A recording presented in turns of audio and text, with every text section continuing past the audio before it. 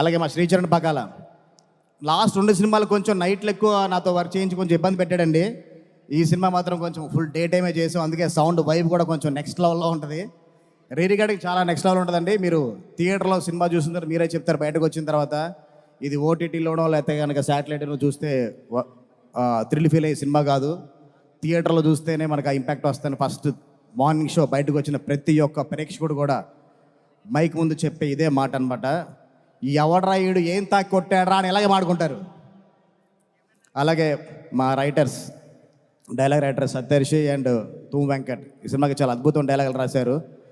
మన వాళ్ళ కోసమే మన వాళ్ళనే చంపుకునే మహాభారతం మన మధ్యనే జరుగుద్ది అనుకోలేదు అని ఒక గొప్ప ఇలాంటి డైలాగులు చాలా ఉన్నాయి సినిమాలో. అలాగే నాకు స్క్రీన్ ప్లే కూడా సపోర్ట్ చేసిన మా స్క్రీన్ ప్లే రైటరు రామచంద్రారెడ్డి రాగిపిండి, తనకు కూడా నా స్పెషల్ థ్యాంక్స్ తెలియజేసుకుంటున్నాను. నేను ఇక్కడ ఇంత ప్రశాంతంగా మాట్లాడుతానంటే మా చోటకాయ ప్రసాద్ థియేటర్ అక్కడ ఉండి ఇంకా ఫైనల్ నాకు ఆ డిఏలో కానీ మిక్సింగ్లో తను చూసుకుంటున్నాడు. అబ్బాయి నువ్వు మిస్ అయిపోయావు ఈ గ్రాండ్ ఈవెంట్ని, నెక్స్ట్ ప్రీలైజ్ ఈవెంట్ మాత్రం నువ్వు మిస్ అవ్వద్దు, నెక్స్ట్ లో కుమ్మేద్దాం. తర్వాత మా హీరోయిన్స్ విషయానికి వస్తే అతిథి శంకర్ అండ్ ఆనంది అండ్ దివ్య పిల్లయ్య గారు రాలేదు ఈరోజు, ఆవిడ వేరే షూట్లో ఉండి రాలేకపోయారు. అతిథి గారు అండ్ ఆనంది గారు మీరు ఇచ్చిన సపోర్ట్ మామూలు సపోర్ట్ కాదండి. నేను అడిగిన వెంటనే చాలా షార్ట్ టైంలో నా కోసమే ఒప్పుకున్న ఆనంది గారికి నేను లైఫ్ టైం నేను కృతజ్ఞత ఉంటాను.